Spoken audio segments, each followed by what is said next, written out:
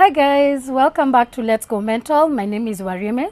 I know I've been quiet yet again, however I have valid reasons. The first one is that I've been working on a couple of projects out of Let's Go Mental. And then the second thing is that I have not been feeling too well. It's been about 3 weeks of having gone into a slight relapse, not anything major. However, I needed to slow down because it is important to take care of my health, of course. And I remember I've mentioned in one of my videos that one of the symptoms of depression is that you tend to get extremely tired. So it's very important to prioritize what is important at any particular point, so that now it does not affect my health or the health of someone who's going through depression, and which is pretty much the self-care regime to ensure that now you get back on track and I'm able to do my day-to-day activities. Now, in today's video, I would like to talk about management or managing depression and anxiety disorder. Now, in the past 4 years since I've walked this journey, I've come to realize that the coping or managing strategies are pretty much the same with depression and anxiety disorder. As I've mentioned before, I was diagnosed with depression and anxiety disorder. However, you'll find that there are some people who are diagnosed with depression only and anxiety only. And I've actually found, since I started doing this video, very many people have approached me to tell me that they have been struggling with anxiety. And this is because pretty much our life nowadays has become very stressful. There's a lot that we need to achieve in our lives. There's a loss of loved ones, probably. There's loss of maybe jobs. You know, people are struggling to get jobs. Maybe you have projects that you're working on and they're not coming through as you expected. People are tending to get more and more anxious, and for some of them, it's tending to lead to them having anxiety disorder. Now, as you know, Let's Go Mental is number one, to create mental health awareness and to demystify mental illnesses. So this video is for both, for people who are normal, if I can put it that way, and then the people who are struggling with a disorder. So the first thing you can do to take care of your mental health, or a coping strategy for depression, is exercising. Now, exercising can be in different forms, which is low impact activities like running, like walking or jogging. There's the high impact activities like the running, cycling, swimming, Zumba in the gym.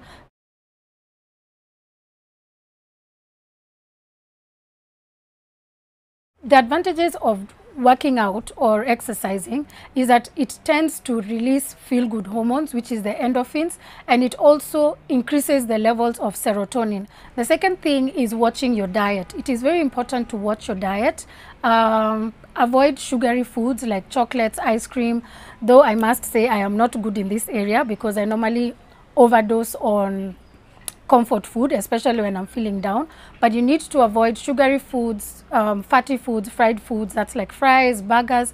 Try and focus on eating more of fruits and vegetables, and especially focus on eating fruits that are high in omega-3. This can be gotten from fish, or you can also buy omega-3 supplements and take them on a daily. Omega-3 supplements are also good for your brain's health.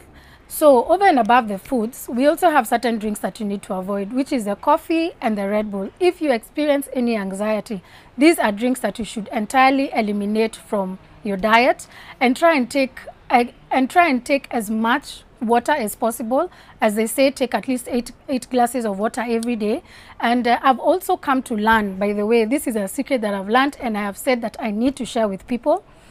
If you have anxiety, if you have maybe a presentation that you need to go for, if you have an interview, even your wedding day, and you know you're going to experience a lot of anxiety, take hibiscus tea. And I'm going to say this again, hibiscus tea is the truth. I had such a major event last week on Friday, and I was all over the place. I was shaking, I was sweating, you know, all the symptoms of anxiety.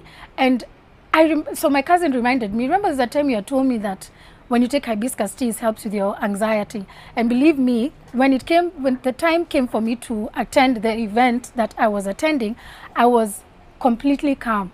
And let me show you, I had to carry this for this particular video. So I initially bought this. This is the hibiscus powder. I'm sure it's looking whatever. I don't know what the brand name is. Oh, it's from Equatorial Naturals. This is hibiscus tea. This one comes in a powder form. And then we also have the leaves. This is one that I discovered in Chandarana recently. Maybe let me just open and show you. This is how the leaves look. So what you do is you just take the leaves, maybe like 5 or 6 of them, soak them in boiling water in a cup, soak them for a couple of minutes, and then you can take it as a drink. You can mix it with honey if you like, or you can take it plain. Something else that you can do for your treatment, or whether you've been diagnosed or not and you are being able to identify with some of the signs and symptoms that I have shared before, is go for therapy. This is going to see a psychologist. The psychologist can help you or equip you with problem solving techniques in day-to-day lives, because you know we are all different. People process issues differently, people process problems differently. So if you find that probably you're an overthinker and it's getting to a point that it's affecting your health, go and see a psychologist. Another very important thing is getting a strong support system. This is either getting someone who you trust, a relative, your mom, your sibling, a friend. Getting a good support system is extremely good. And one of the things that I've found personally is I have 2 people who somewhat know my journey day to day, and they're also able to help me identify what was my trigger. Why am I feeling this way? Because, you know, sometimes fine, I can be able to identify my own triggers, but, you know, sometimes it also takes someone else pointing out and telling you, okay, you're saying you're fine, but remember 2 weeks ago you mentioned to me that this and this is stressing you, so do you think it could be a trigger? So that is why it's very important to get a very solid support system who will help you identify your triggers, who will also help you through your low moments, remind you how to cope with them, because, you know, sometimes you completely forget how to manage the condition at that particular point, so they can be able to help you with all those. So it is extremely important to get a support system. And whether or not you're struggling with a condition, even just day to day, it is important to have someone who you can confide in, talk to, just for your own mental health, to offload on someone who will help you manage every different situation that comes along in your life. Then another thing that you should do is socializing. Now, someone who has struggled with depression, or someone struggling with depression, knows that it's very difficult to socialize with people. This is because you get extremely tired, you are afraid that you might burst out into tears at any point. You just feel out of it. You don't want to be around people. So you tend to lock yourself up in your room or in your house and you don't pick any calls.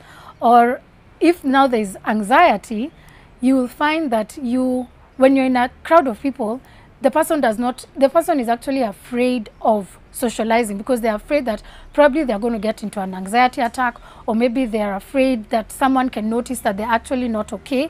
So when you're feeling these symptoms, I know it is very difficult, I know it, believe me, but try and get out and socialize. Just that meeting people, interacting with people definitely helps your mental state of mind. It helps you get out of the dark space, and yeah, just the laughter and being with people definitely makes someone feel much, much better.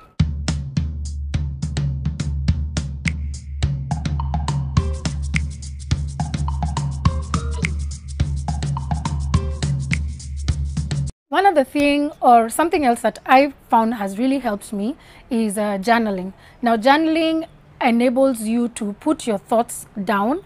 It enables you to just keep account of, say, how I was feeling on this particular day, what happened on this particular day, what caused me to feel this way. Write down your thoughts. If you're angry, so and so made me angry, how did you deal with it? So just having your thoughts down on paper is extremely therapeutic. And once in a while, or when, say, for example, you're down in the dumps, you can actually refer back and try and identify what would have caused me to feel this way. And also, over and above documenting, say, your journey or what happened on a particular day, also having a gratitude journal. While you're journaling, also be thankful. Have a daily gratitude journal or have a gratitude jar, because I actually have a gratitude jar where I write small pieces of paper. Even if it says the fact that I woke up today and I was feeling good, I just write that down, and every time I'm feeling low, I just open it and I'm like, oh, okay, fine. At least things were doing well. Things were okay 2 weeks ago. This is just a little bump along the way, and I'll be better very soon.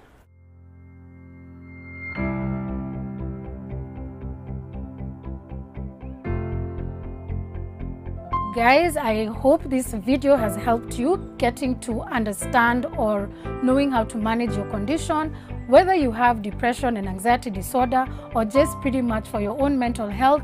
I hope these tips have helped you, and if you have any questions or comments, please put them in the section below, and we shall see you in my next video. Goodbye.